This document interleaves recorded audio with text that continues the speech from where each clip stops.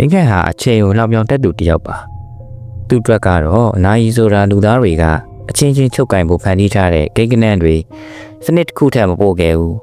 အချိန်တွေကုန်သွားပြီလို့လူတွေကနှမျောတတနဲ့ပြောကြတဲ့အခါမိခင်ကခက်ရရလေးပြောပြီးအမြဲတမ်းပြန်ပြောလေးရှိတယ်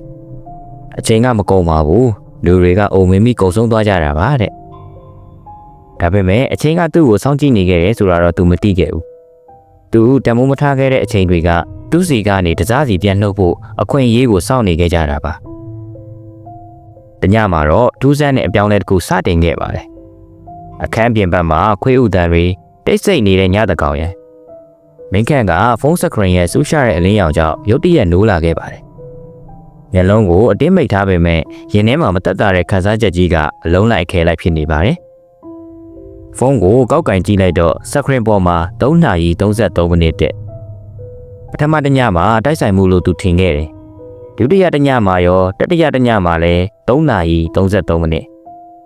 ညတိုင်းဒီအချိန်ရောက်တာနဲ့သူ့မျက်လုံးတွေကဆက်ရုပ်တရုပ်လိုအလိုလျောက်ပွင့်လာတတ်ပါတယ်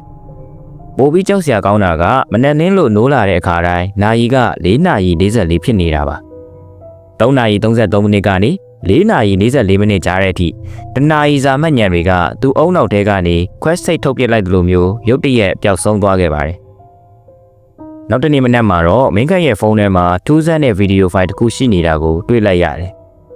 အမည်မသိတဲ့အဲ့ဒီဗီဒီယိုဖိုင်ရဲ့ဖန်တီးထားတဲ့အချိန်က3 နာရီ 33 မိနစ် AM နဲ့မင်းခန့်တုံရီနေတဲ့လက်တွေနဲ့ play clock ကိုနှိပ်လိုက်တယ်ဗီဒီယိုထဲမှာမြင်ရတာကအဲ့ရပေါ်ကနေထလာတဲ့မင်းခန့်ကိုယ်တိုင်ပါပဲဒါပေမဲ့အဲ့ဒီလူကသူတိတဲ့မင်းခန့်မဟုတ်ပါဘူးညလုံးတွေကဖွင့်ထားပေမဲ့မြင်သူကိုကြောချမ်းစေလောက်အောင်အလင်းမဲ့နေပါတယ်တေလူတယောက်ရဲ့မျက်လုံးတွေလိုပါပဲဗီဒီယိုထဲမှာသူကအခန်းတကားကိုဖွင့်ပြီးအမောင်ထဲကိုစူးစိုက်ကြည့်နေတယ်အဲ့ဒီအချိန်မှာစပီကာထဲကနေအသက်ရှူတန်းတစ်ခုထွက်လာတယ်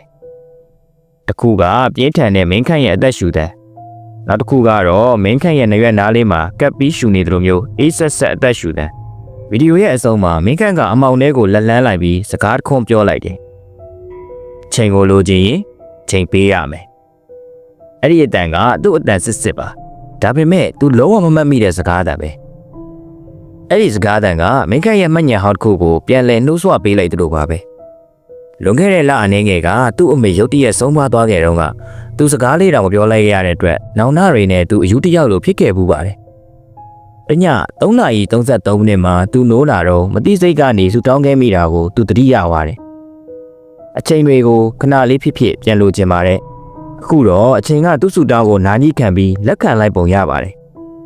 ဒါပေမဲ့ဒါကအခမဲ့မဟုတ်ပါဘူးညာတိုင်းသူပေးလိုက်ရတဲ့တနာရီအတွက်သူ့အမေနဲ့အမတ်တရတွေပြန်ရလာတတ်တယ်အိမ်မက်ထဲမှာအမေနဲ့စကားပြောခွင့်ရလာတယ်ဒါပေမဲ့ပေးဆက်ရတာကတော့သူ့ရဲ့လက်ရှိဘဝတွေကအရာတွေပါသူ့ငယ်ချင်းတချို့ရဲ့မျက်နှာတွေကိုသူမမှတ်မိတော့ဘူးဖုန်းထဲကဓာတ်ပုံတွေကတပုံပြီးတပုံအလိုလျောက်ပျောက်ကွယ်သွားတယ်သူရေးထားတဲ့မက်စုတွေကစက်ကူအလုပ်တွေဖြစ်သွားခဲ့တယ်သူချီရတဲ့အတိတ်ကိုပြန်ရဖို့သူ့ရဲ့ပြစ္ဆုတ်ပံကအချိန်တွေကိုဝါးမျိုးနေခဲ့တာမိခန့်သဘောပေါက်သွားပါပြီအချိန်ဆိုတာပြန်ဝယ်လို့မရတဲ့အရာအတိတ်ကိုဆွဲဆန့်ဖို့စူးစမ်းလေရှေ့ဆက်ရမယ့်ဘဝကတူတောင်းသွားလေဆိုတာကိုပေါ့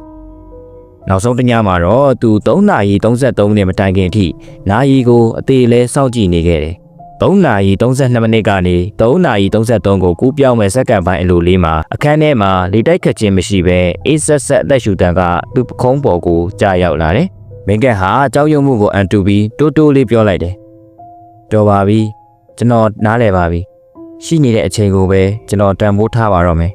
အဲ့ဒီစကားကိုပြောလိုက်တဲ့အချိန်မှာပဲအခန်းတစ်ခုလုံးကိုလွှမ်းခြုံထားတဲ့အေးဆက်မှုကြီးက